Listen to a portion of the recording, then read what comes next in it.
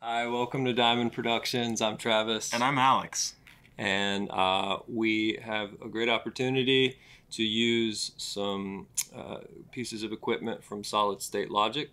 They are the UF8 DAW controllers. We have two of them. And Alex is going to show you how we have implemented them in our daily use here at the studio, predominantly with Pro Tools.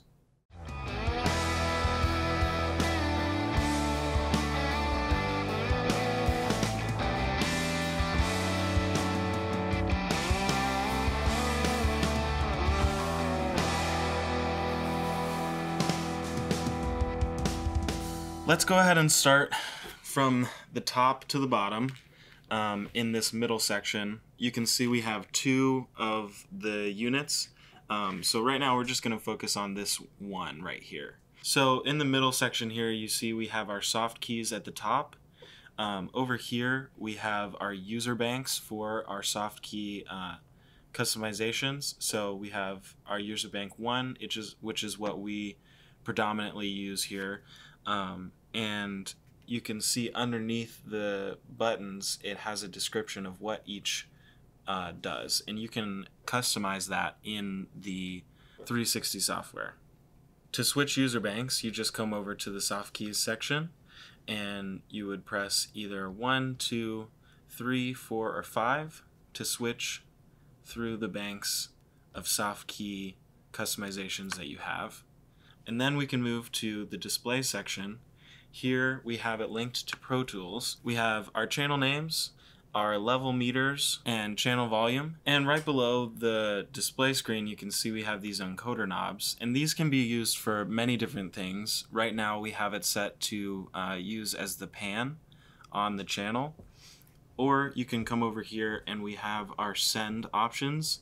So if we press 1 on send, you can see that we have all of these sends going to our artist mix, the drum mix, and we can change the volume here.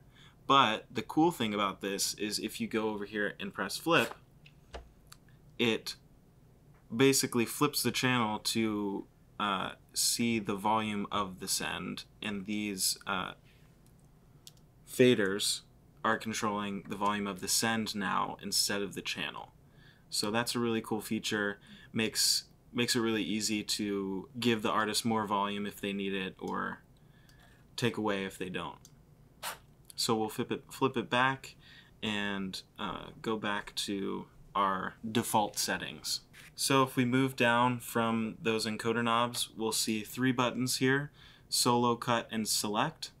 The solo just gives you a visual representation of what channel you're hearing.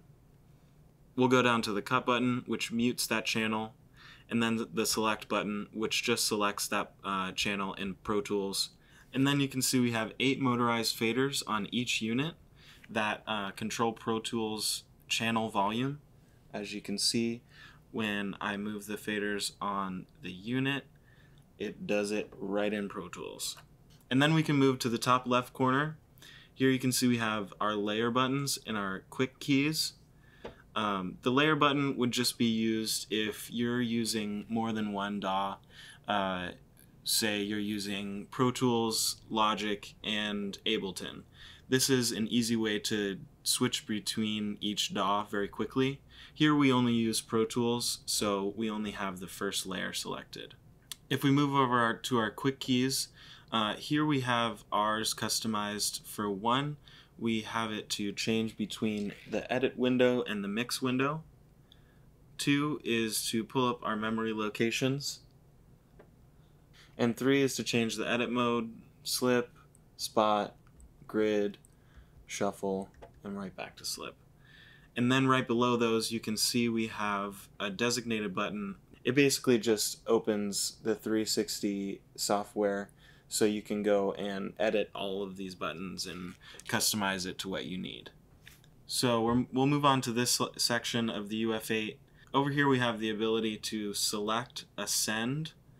So if we select this first send, you'll see over here on the display it shows the level of the send on each channel, and you can adjust those levels with the encoder knobs, or come down to this flip button, and like I said earlier, flip it so you can adjust the levels with the faders.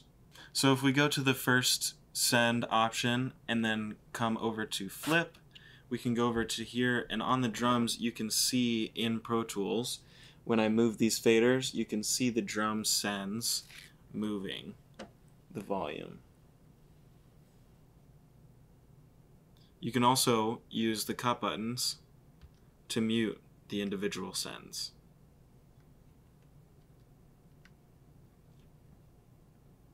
So if you stay in flip mode, we can come over here to our soft keys and go to VPOT, and we can change the individual sends to be either post fader or pre-fade. We can also view our plugins very easily. We'll go select our kick channel, and then we'll come over here and select plugin. So we'll select number 1, and in Pro Tools you can see that the first plugin on our kick channel has been opened, and we can press 2, the second plugin, and 3, and so on accordingly. So with our kick channel still selected, we can hit channel button, and you can see that each send on this individual channel has been separated into these 5 sections. We can change the volume of each send with the encoder knob. On the right side of the UF8 we have this pan button, which is useful when you have a stereo channel. I'll go to a stereo channel now. Let's choose one of the electrics over here. So we can see that on our stereo channel we only have one side of the pan. So if we go to this button, we can see the right side of the pan, and we can use the encoder knobs to change that. The fine button is just to fine-tune parameters like level and panning, and the shift button is just used for other options in the selection mode, as you can see here. If we go down to the selection mode, we have our normal selection, record selection, and automation selection.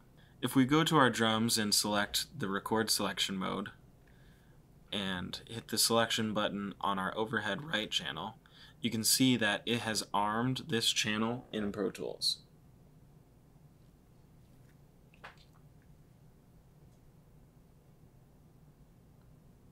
And then we can go back to our normal selection mode, and you can see that this channel is still armed in Pro Tools. So we'll have to go back to the record selection mode and unselect it here to go back to normal without that staying armed. So if we go to our automation selection mode, we can go over to a channel and select it so we can change our automation protocol. Here we have off, read, and write. And then latch and touch, trim.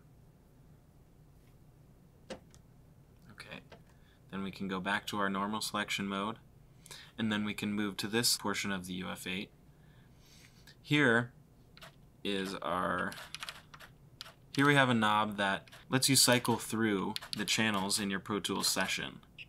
You can see that when I'm turning it, it's cycling through all of the channels in my Pro Tools session so that I have all of them at my fingertips. This is also useful when we're in the edit window. We have our navigation, nudge, and focus buttons. If we have our navigation button selected and we move this, we can navigate through the session and select where we want to play from.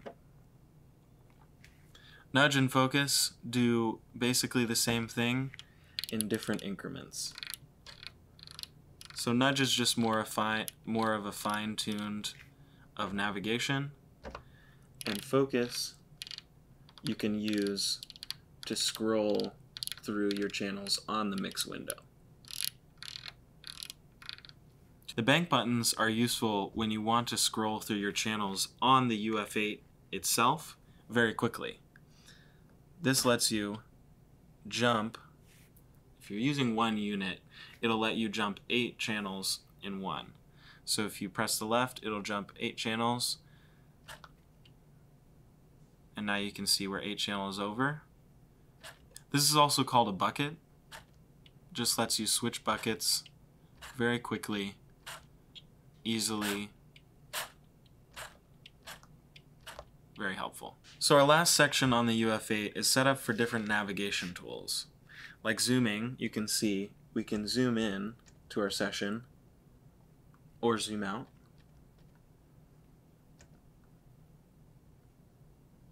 We can also condense our tracks to a smaller view, or we can expand them to a larger view. If we deselect this middle button, you can see that we have our cymbal bus channel selected, and if we use these side buttons, we can navigate from the beginning of the session to when our first waveform happens, and then the next, and so forth. These 2 top and bottom buttons help us just navigate through the channels. You can see on the left side of the screen, we're scrolling through our channels. So that was a pretty in-depth overview, I'd say. Yeah, I kind of got carried away. That's okay. Basic turned in-depth overview. How about the 360 software? Let's look at that a little bit more. As you can see, we've used this 360 button on the UF8 itself to open the software. These are the 3 layers for the 3 different DAWs. You can select which one you want to use. We predominantly use Pro Tools here, so we only have Pro Tools selected. On each layer you can assign every single button on the UF8. Hey Alex. Hey Travis. So we use 2 of these UF8s, but how many can you tie together? You can actually have up to 4. Oh, that's like a lot of channels. Yeah, 36? Is that 36? No, 32. Quick maths. So we love working on these SSL UF8s. I think it's made our entire workflow easier for sure. Definitely. With it being integrated into Pro Tools and how easy it was to set up and the whole 9 yards. So thank you to SSL for making great products. And thanks to Alex for just diving deep with these great controllers. I definitely recommend them. We all do, for sure. We do. Yeah, they're really nice. Thanks for watching today. Feel free to leave us a comment. You can also visit our website, DMNDpro.com. That's an acronym for Diamond, DMNDpro.com. Email us. Let us know if we can do anything for you. Thanks. Bye. Bye. Thanks for watching. Not thanks for watching. I hope you learned something. Thanks for watching, and shoot us a comment. Thanks for watching, and shoot us. If this is the start of our YouTube channel, we're screwed. Probably in a good way. I mean, 3 camera angles. Yeah. Even if there's like, you're going to be working on this for like a day straight. Hit the record button on that.